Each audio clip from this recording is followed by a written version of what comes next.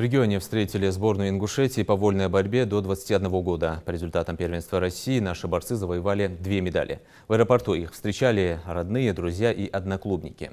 На престижных соревнованиях в Иркутске ингушские вольники проявили себя достойно, как результат – призовые места.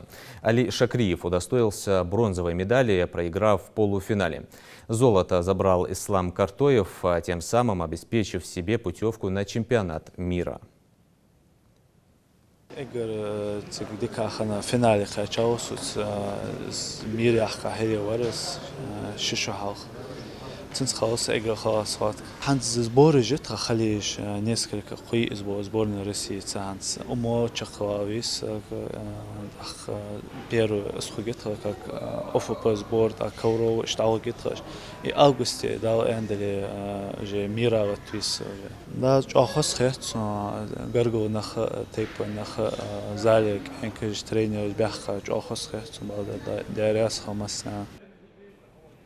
Отличные выступления наших борцов на международных соревнованиях отметили тренеры и представители Министерства спорта региона.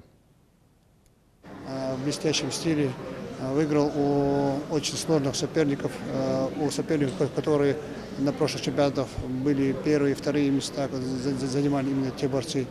Реально наш борец показал очень хорошую борьбу, очень конкурентную борьбу и именно заявил себя одним из лидеров именно в данной весовой категории именно на сегодняшний день в России. Я думаю, результат говорит сам за себя, и его вид тоже говорил сам за себя.